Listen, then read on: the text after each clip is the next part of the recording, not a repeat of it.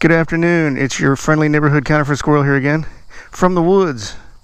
No, just kidding, not the woods. This is just this place I stopped by to get a good picture of Saki because I did something different to her. And I wanted you to see it before I filled you in on a few updates on what's going on. You notice, put a rear seat cowl on. Right here, got rid of that seat. I think it looks pretty good, makes it look sharp. Saki likes it. That's the most important thing. And I'm gonna get on, gonna go for a ride, and fill you in on everything that's going on.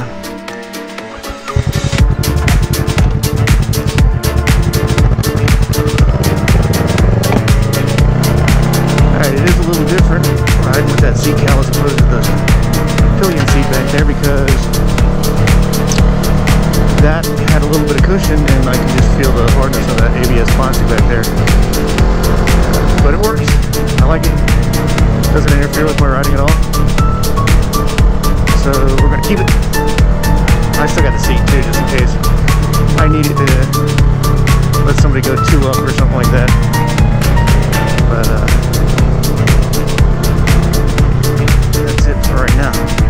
I'll tell you what, I'll wait until we get to River Road before I give you the next update on what's going on with Ellie and the update on Gypsy. So I'll see you there. And we are back. Did that like a pro, right? Anyways, this is our world famous River Road. Actually, I don't know if it's world famous or not, but I like it. This is the Indian River Lagoon. So it's not actually a river, it filters into the ocean on both ends. So it's an intercoastal waterway. And but anyways, that's not what you're here for. You're here for the update on Ellie and on Gypsy. So let's get to it. Alright, Ellie is out of the hospital and in her home now. I spent a good portion of the weekend making sure that her house was handicap accessible. Got a ramp for her, switched out her shower heads so they're easy for her to reach. She can bathe on her own. Her wrists are still cast up. She'll probably get the right one off sooner than the left because the left one she has to go in and have surgery to have the pins removed from it. She's got, I think it's 4 pins. It's either 3 or 4 pins.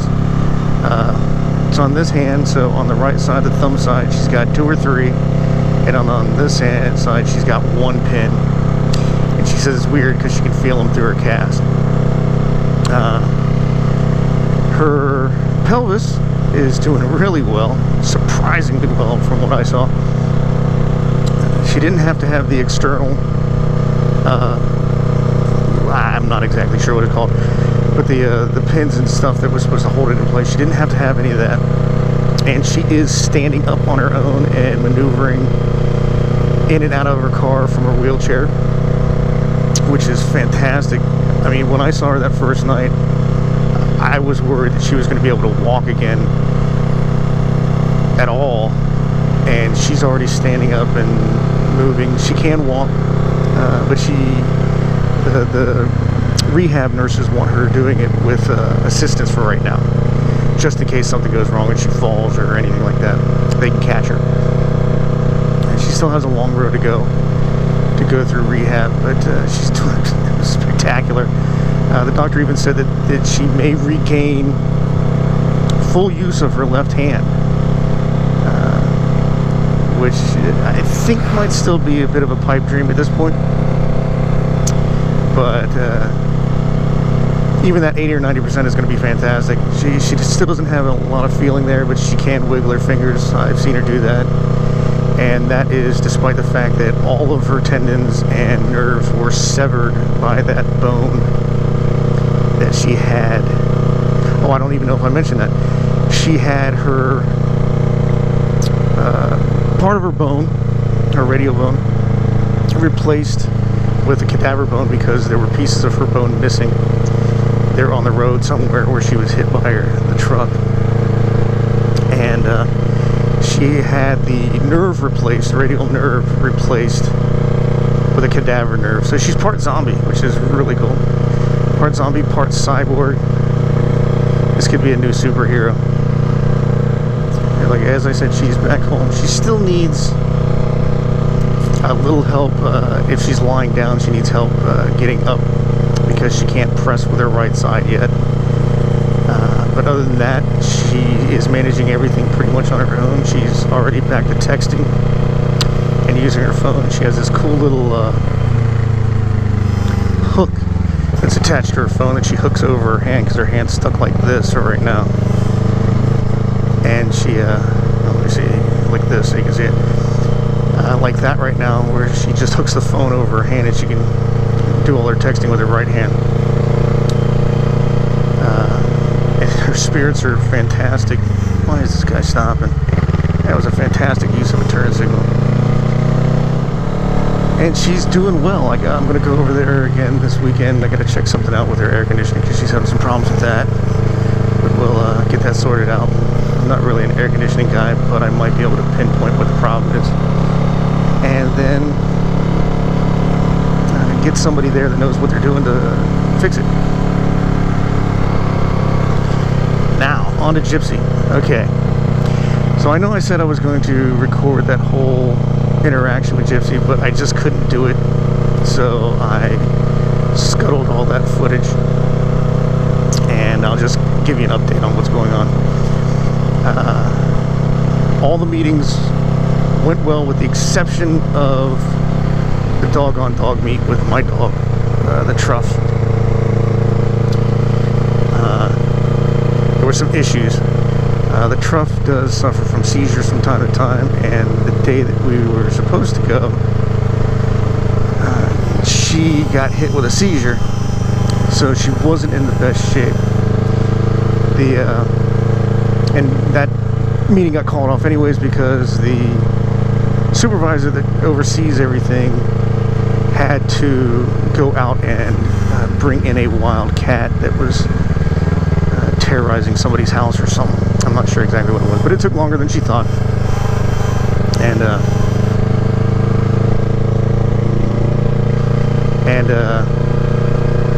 she scheduled it for the next day. So we went the next day. The Truff was still not in the best of sorts. But we got there, and when I saw that they were bringing 3 trainers out to deal with this, I knew there was going to be a little bit of trouble. Because my dog does not like being around people.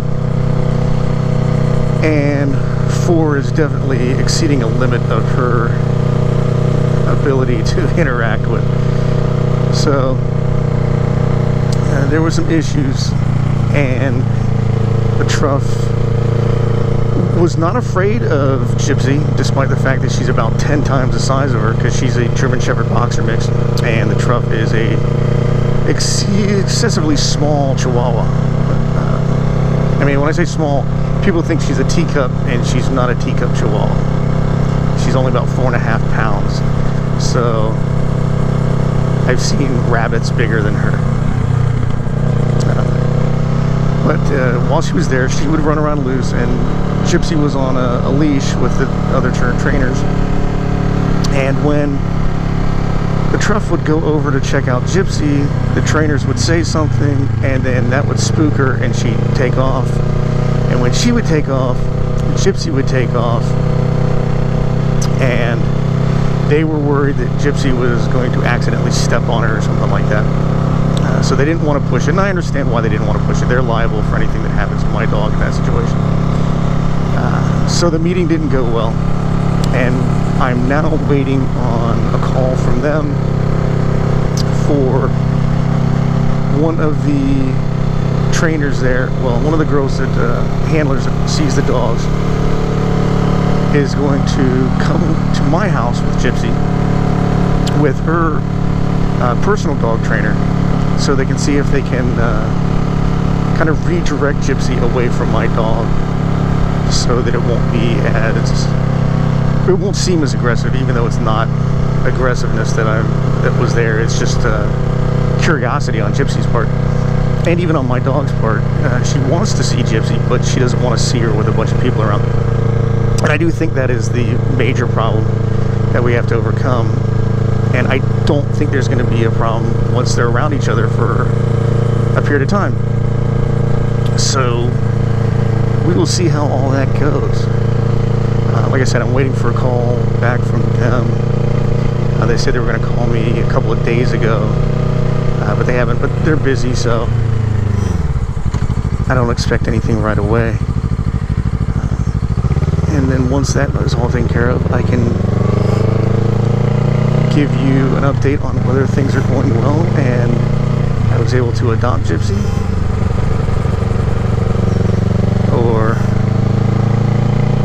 that's just not safe. Okay, quick lesson, people.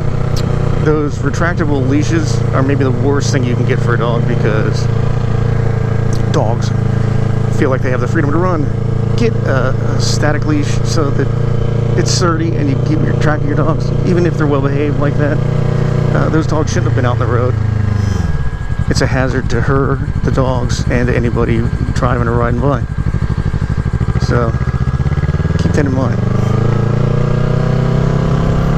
And that's pretty much all I got to you. Oh, just remembered something that I found out. I was watching Chase on Two Wheels, and he pointed out something about copyright violations with music and stuff like that. And I've been dealing with that myself. When I post something, I sometimes kind of push the limits on what I'm putting up there, and there's some copyright violations, so I gotta go take it down and redo the music and all that stuff. Well, he mentioned a site called Epidemic Sound, and it's fantastic. It's a bunch of independent musicians that put up their own music and allow you to use it as long as you're a member of the site. And the way the site works is, if you're a YouTube creator, then you only pay based on, I think it's your views. I don't think it's subscribers. I guess it's your views. So if you have less than 500,000 views, you only pay $15 a month. And there's an even cheaper rate if you decide to pay for the whole year. Not sure what that rate is. But you get a 30-day free trial once you sign up. And you license the music for the video that you use it on. And then once it's up there and you're a member, even if you cancel your membership, this is what I was told, is that they can't go back to those videos that you used, any music that you officially licensed from them on, and give you a copyright violation for it. They're technically already bought and paid for and taken care of. So this video should be the first one that you hear some of that music on, and I'll put a link in the description for the website in case you want to use it for anything. You can even buy the song individually. I don't think you have to be a member. You can license it out for a fee, but I think the fee is a little more expensive than if you would have been a member. If you're a member, the licensing is part of the membership agreement. So you license it, you're allowed to use it, and you don't have to pay an extra fee. But if you're doing it independently, you do have to pay that that single fee to get everything going. So I'll put, like I said, a link in the description for that. As always, there'll be links for my blog and my Instagram in case you want to check up on that. The blog should have lots of pictures of Saki with the new rear seat cowl, which I think looks great. I think I got like 20 horsepower more from that. Yeah, 20 horsepower more. That's about right. And I'll talk to you the next time. Until then, peace in.